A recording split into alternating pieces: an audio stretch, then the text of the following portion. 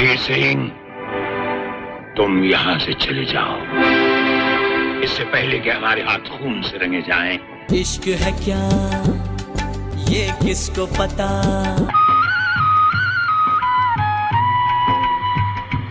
दोस्तों, आज हम लेकर आए हैं कुछ स्पेशल और बोल्ड खबर जिसने बॉलीवुड को बदनामी के सिवाय कुछ नहीं दिया। डॉक्टर डैन को आज पहली बार किसी ने थप्पड़ मारा है। इस थप्पड़ की गूंज सुनी तुमने? किसी रोज तुमसे मुलाकात होगी। फिल्म इंडस्ट्री का एक ऐसा पावरफुल डायरेक्टर जिसके नाम का सिक्का सदियों तक बॉलीवुड के गलियारों में खनकता था, जिसे दुनिया शोमैन कहती थी और जिसने राम लखन सौदागर और खलनायक जैसी ब्लॉकबस्टर हिट फिल्में भी दी।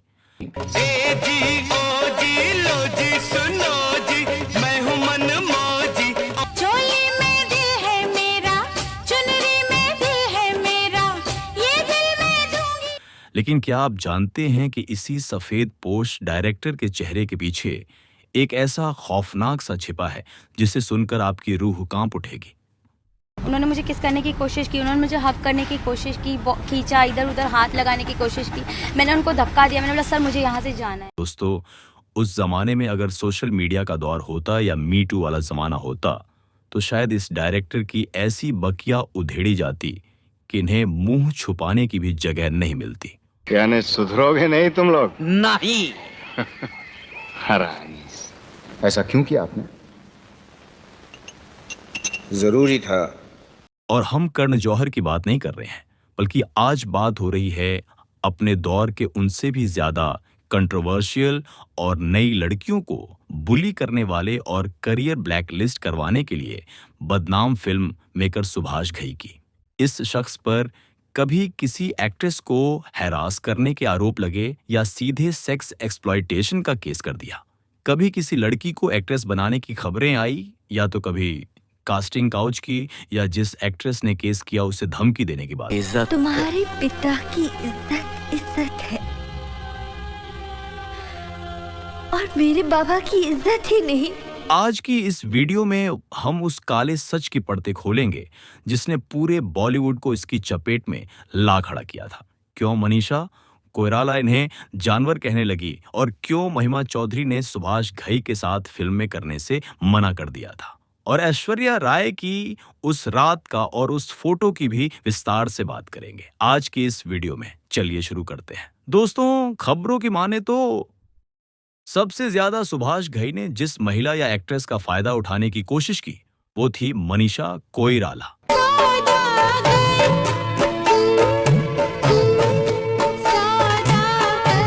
मनीषा ने इनके डायरेक्शन में साल 1991 में फिल्म सौदागर से अपने करियर की शुरुआत की।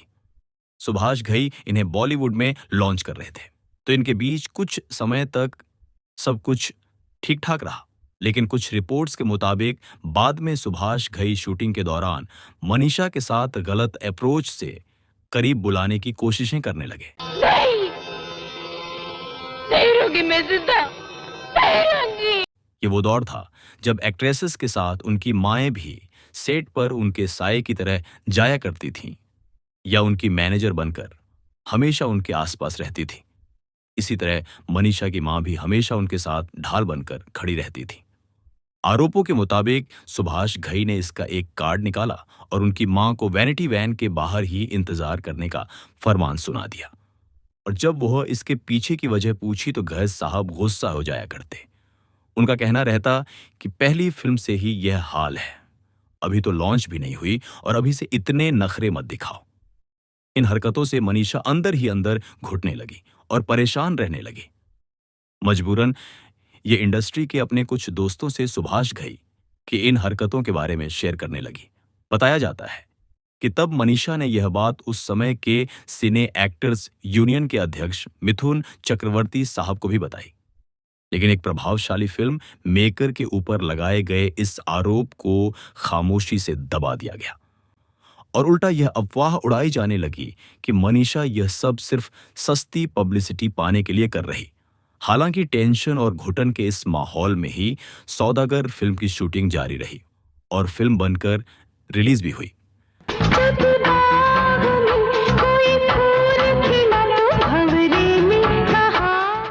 लेकिन तभी कहीं से कुछ खबर लीक हो गई और उस जमाने की फेमस फिल्मी मैगजीन स्टार डस्ट में एक ब्लाइंड आइटम छपा जिसमें यह सनसनीखेज दावा किया गया कि सुभाष घई मनीषा को अपने बंगले पर लेकर गए और वहां इनके साथ संबंध बनाने की कोशिश की। इसका मनीषा ने कड़ा विरोध किया, जिसके बाद घई ने कथित तौर पर मनीषा के साथ मारपीट भी की। हालांकि इस खबर में कितनी सच्चाई थी यह पुख्ता तौर पर तो नहीं कहा जा सकता, लेकिन यह न्यूज जंगल में आग की तरह उस दौर में फैल गई। फेमस वेबसाइट पिंकविला की एक रिपोर्ट के मुताबिक भी इस तरह की घटना घटी थी, लेकिन उनके पास भी सूत्रों के अलावा इसका कोई ठोस सबूत नहीं था। लेकिन पानी तब सर से ऊपर चला गया जब बताते हैं कि मनीषा कोइराला ने अपनी मम्मी के साथ एक प्रेस कॉन्फ्रेंस की और वो कहा जो कोई नहीं कह सका। मनीषा ने कहा, सुभाष घई आदमी के भेष में एक जानवर है। उन्होंने मुझ पर झपट्टा मारा था और मैं इतनी डरी हुई थी कि समझ में नहीं आ रहा था कि क्या करूं। मैं इस बात से स्तब्ध थी कि उनके कद और उम्र का एक आदमी मेरी उम्र की एक मासूम लड़की के साथ ऐसा कैसे कर सकता है। साथ ही मनीषा की मां ने भी सुभाष घई के खिलाफ मोर्चा खोल दिया और तल्ख लहजे में कहा कि हमारी भी कोई इज्जत है। लेकिन इसके बाद कुछ ऐसा हुआ कि इन मां बेटी दोनों ने ही अचानक रहस्यमयी तौर पर खामोशी अख्तियार कर ली। हालांकि इस खामोशी के पीछे मीडिया में दो तरह के कयास लगाए गए। एक यह कि मनीषा इंडस्ट्री में रहकर इतने बड़े फिल्म मेकर से सीधे दुश्मनी मोल नहीं लेना चाहती थी, और दूसरा ये कि इनके ऊपर जबरदस्त प्रेशर डाला गया और खामोश रहने की हिदायत दी गई। क्योंकि अजीब बात यह है कि इसके बाद मनीषा ने इस पूरे विवाद पर कभी खुलकर कभी बात ही नहीं की। लेकिन दूसरी तरफ यह भी सच है कि उन्होंने आगे कभी इस प्रोडक्शन बैनर में या सुभाष घई के साथ काम नहीं किया। तब की फिल्मी मैगजीन में सुभाष घई को लेकर एक और बात सामने आई थी। जब मनीषा उनसे कटी कटी रहने लगी तो सुभाष घई ने कथित तौर पर कहा कि हाँ, मुझसे बचकर कहां जाओगे।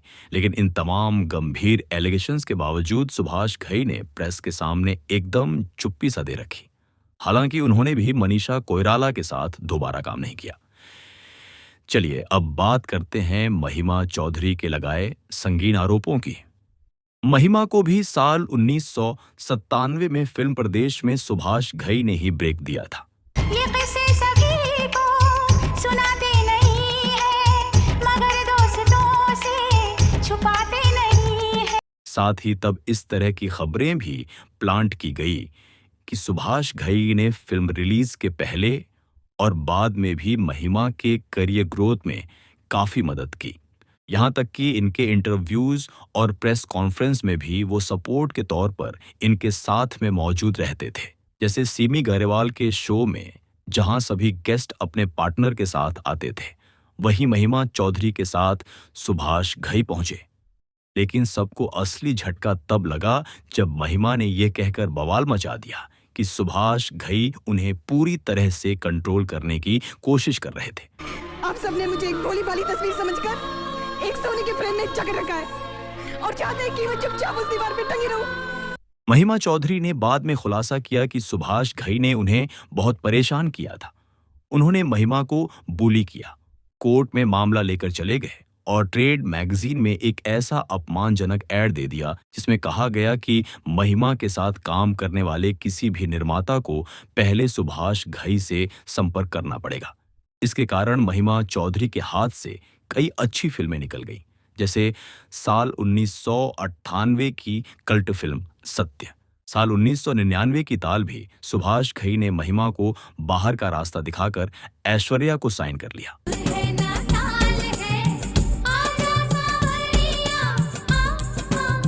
साथ ही महिमा चौधरी ने सुभाष घई पर मानसिक उत्पीड़न और गलत ढंग से पेश आने का भी आरोप लगाया था। तुम जैसों की घरेलू औरतों से तो बेहतर ही है ना। तुम तो अपनी औरतों से कुछ भी मनमानी करते हो और हमें रुपए भी देते हो और तलवे भी चाटते हो।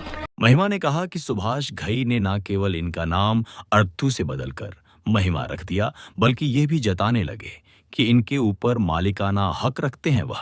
वह महिमा के पर्सनल और प्रोफेशनल दोनों डिसीजन में दखल देते रहे और महिमा ने इसका विरोध किया तो इन्हें फिल्म इंडस्ट्री से बाहर निकालने की धमकी भी दी। इस घर का हर रिश्ता प्यार की कड़ी से बंधा है, चाहे वो इंसान और जानवर का हो या मालिक और नौकर का।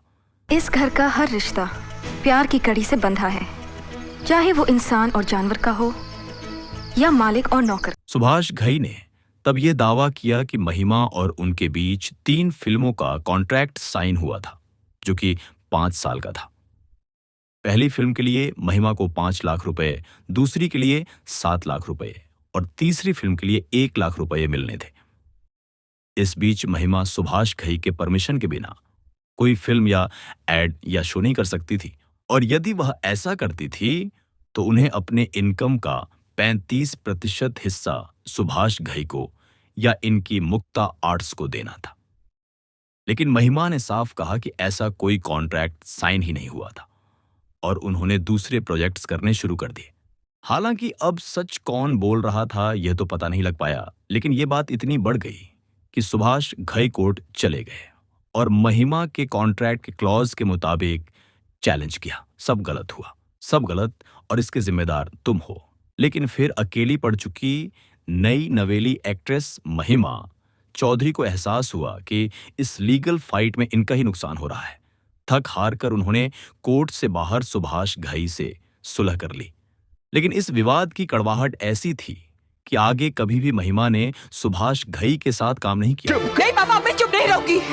बस बहुत हो गया। इस आदमी की धमकियां सुन सुनकर तो मेरे कान पक गए। और उधर सुभाष घई ने भी ताल से इन्हें बाहर करवाने के बाद इनके साथ काम नहीं किया। तो चलिए अब ऐश्वर्या राय की बात भी कर लेते हैं। सबसे पहले आप जरा ये तस्वीर देखिए जो साल 1999 में फिल्म ताल के प्रमोशनल फोटो शूट से रिलेटेड है। इसमें फिल्म के डायरेक्टर सुभाष घई, ऐश्वर्या राय, अनिल कपूर, अक्षय खन्ना के साथ नजर आ रहे हैं। सफेद कपड़े में किए गए इस फोटो शूट में क्या आपको सब कुछ नॉर्मल लग रहा है या इसमें कुछ खटकने वाला भी नजर आ रहा है? आप कमेंट करके जरूर बताइएगा इंस्टेंटली। तो इस फोटो शूट को उतनी पॉपुलैरिटी नहीं मिली, लेकिन इंटरनेट और सोशल मीडिया के बूम के बाद काफी लोगों ने इसे नोटिस किया और इसे कॉल आउट करना शुरू कर दिया।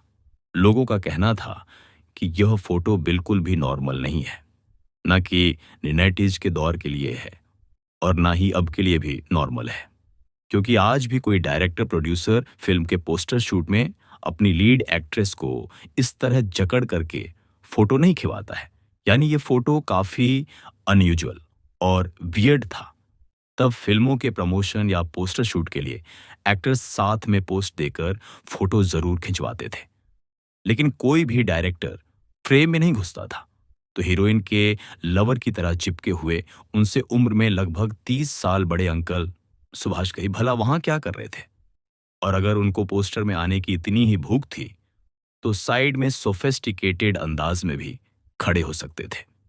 लेकिन ये महाशय बीच में आकर खड़े हो गए और हीरोइन को टाइट हक कर लिया और यहां तक कि फिल्म में उनके लवर बने एक्टर को साइड कर दिया।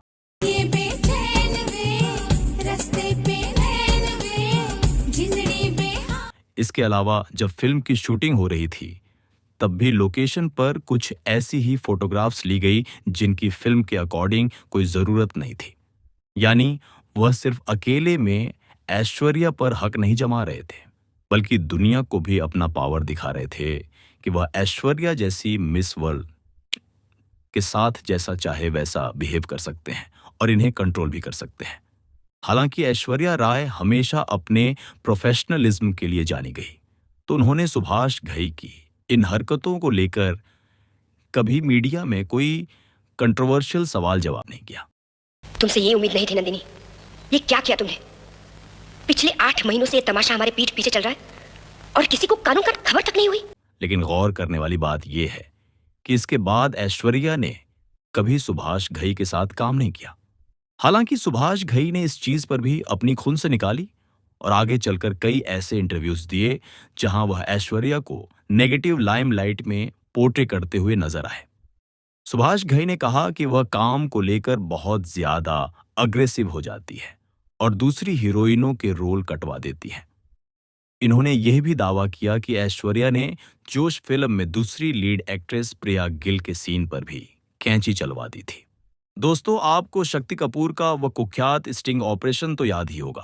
अगर आपने नहीं देखा हो तो गूगल सर्च करके देख सकते हैं। उसमें वह ऐश्वर्या, सुभाष घई, प्रीति झिंटा और रानी मुखर्जी समेत कई फेमस नाम लेकर के दावा कर रहे थे कि इन सभी एक्ट्रेसेस को काम पाने के लिए कॉम्प्रोमाइज करना पड़ा था। शक्ति कपूर ने दावा किया कि सुभाष घई को खुश करके ही ऐश्वर्या को ताल फिल्म मिली थी। अब शक्ति कपूर जैसे अच्छे कैरेक्टर के शख्स की बातों में कितनी सच्चाई हो सकती है, इसको छोड़ देते हैं। लेकिन जो भी हो, ताल फिल्म के उस फोटोशूट को और आगे के पैटर्न को भी नजरअंदाज नहीं किया जा सकता।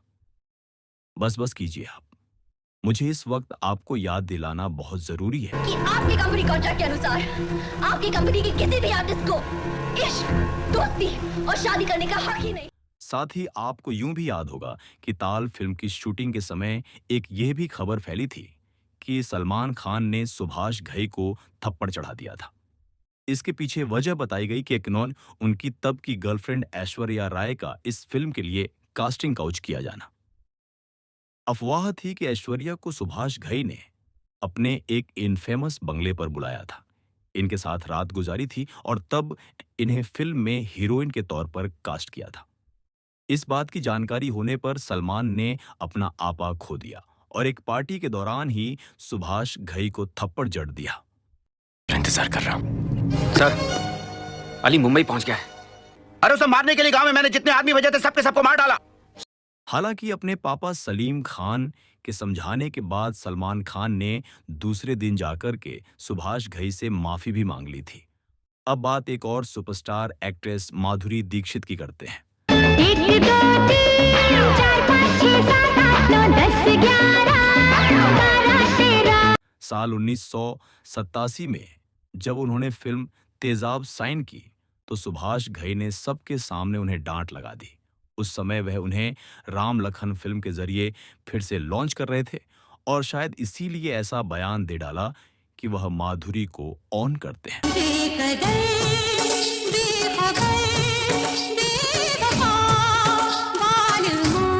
सुभाष घई ने इससे पहले साल 1986 में माधुरी को हिफाजत और राम लखन फिल्म में काम दिया था। बताया जाता है कि उस दौर में माधुरी की शुरुआती फिल्में फ्लॉप हो चुकी थीं और उन्हें इंडस्ट्री में अशुभ कहा जाने लगा था। तब कोई भी फिल्म मेकर माधुरी को कास्ट नहीं करना चाहता था और ऐसे में सुभाष घई ने उन्हें मौका दिया और उनके फैसलों पर भी अपना हक जताने लगा। अरे चुड़ैल भी 9 घर छोड़कर वार करती है और तू बनने को तो बंदी है सहेली, ऊपर से मीठी मीठी बातें। हाय ज्योति, हाय मोहिनी। इस तरह जिन जिन एक्ट्रेसेस को सुभाष घई लॉन्च या रिलॉन्च करते थे उन पर अपना पूरा कंट्रोल बनाने की कोशिश करते थे और उनके सारे फैसलों में अपनी टांग अड़ाते थे। हालांकि माधुरी बाकी हीरोइनों के कंपैरिजन में ज्यादा डिप्लोमेटिक मानी जाती थी। शायद इसीलिए लंबी पारी खेलने में कामयाब भी रही और सुभाष घई की फेवरेट लिस्ट में भी बनी रही। उन्होंने कभी भी किसी भी डायरेक्टर से डायरेक्टली पंगा नहीं लिया और धीरे धीरे समझदारी के साथ काम करती रही। अब बात सुभाष घई पर लगे सबसे बड़े और सबसे गंभीर एलिगेशन की, जिसे लगाया था टीवी एक्ट्रेस और मॉडल किट शर्मा ने। इन्होंने सिर्फ कहा ही नहीं बल्कि सुभाष घई पर हरास करने का लीगल मामला भी दर्ज करा दिया। उन्होंने मुझे किस करने की कोशिश की, उन्होंने मुझे हक करने की कोशिश की, खींचा, इधर उधर हाथ लगाने की कोशिश की। मैंने उनको धक्का दिया, मैंने बोला सर मुझे यहाँ से जाना। केट ने कहा कि 6 अगस्त 2018 को सुभाष घई ने मुझे बर्थडे पार्टी में बुलाया, जहां केक काटने के बाद सबके सामने मुझे बॉडी मसाज देने के लिए कहा। फिर उन्होंने मुझे एक कमरे में बात करने के लिए बुलाया और जब मैं अंदर गई तो वह मुझे जबरदस्ती किस करने की कोशिश करने लगे। केट शर्मा ने 12 अक्टूबर 2018 को सुभाष घई के खिलाफ वर्सोवा पुलिस स्टेशन में यौन शोषण का मामला भी दर्ज करवाया, जिसमें कहा गया कि जब उन्होंने सुभाष घई के साथ काम छोड़ने की कोशिश की तो उन्हें धमकी दी गई कि अगर वह सुभाष घई के साथ रात नहीं बिताएंगी तो उन्हें कभी लॉन्च नहीं किया जाएगा। इस पर सुभाष घई ने 12 अक्टूबर को ही एक ट्वीट कर लिखा, मी टू फैशन बन गया है। मुझे इस आंदोलन में अपना नाम जोड़े जाने पर बहुत पीड़ा है। लेकिन जो लोग मुझे जानते हैं उनको पता है कि कॉस्मेटिक दुनिया के बावजूद हम किस तरह रहते हैं। हालांकि कुछ वक्त बाद केट ने अपनी शिकायत वापस ले ली। Scroll.in ने 24 नवंबर 2018 को एक रिपोर्ट छापकर यह दावा किया कि केट शर्मा ने आखिरकार 14 नवंबर 2018 को अपनी शिकायत वापस ले ली, जिसकी मेन वजह उन्होंने पुलिस की निष्क्रियता को बताया। केट ने हताश होकर कहा कि जिस तरह मी टू कैंपेन को प्रतिक्रिया मिली है, मैं उससे निराश हूं। लिहाजा मैं अपनी बीमार मां का ख्याल रखना चाहती हूं और इस केस में इधर उधर धक्के खाना नहीं चाहती। मी टू कैंपेन का मजाक बनाया जा रहा है क्योंकि इतने आरोपों के बाद भी एक भी आरोपी गिरफ्तार नहीं हुआ। जब मैंने सब कुछ सोशल मीडिया पर कह दिया, फिर भी मुंबई पुलिस मुझसे यही पूछती रही कि क्या मैं मामला दर्ज कराना चाहती हूं, और पूछताछ के नाम पर मुझे ही परेशान करती रही। दोस्तों, ये वीडियो मीडिया रिपोर्ट्स, इंटरव्यूज और पब्लिकली उपलब्ध सोर्सेज पर बेस्ड है। ये लीगल फिल्म इंडस्ट्री का एक ऐसा पावरफुल डायरेक्टर जिसके नाम का सिक्का सदियों तक बॉलीवुड के गलियारों में खनकता था। दोस्तों, ये वीडियो मीडिया रिपोर्ट्स, इंटरव्यूज और पब्लिकली उपलब्ध सोर्सेज पर बेस्ड है। यह लीगल क्लेम नहीं करता बल्कि पावर डायनामिक्स पर सवाल उठाता है। अगर ऐसे फियरलेस बॉलीवुड स्टोरीज पसंद आए तो like, share, subscribe faceless Ahuja YouTube channel को और बेल आइकन दबाओ। कमेंट में बताओ, क्या इंडस्ट्री बदली? जी हाँ, मैं हूं खलनायक। नायक नहीं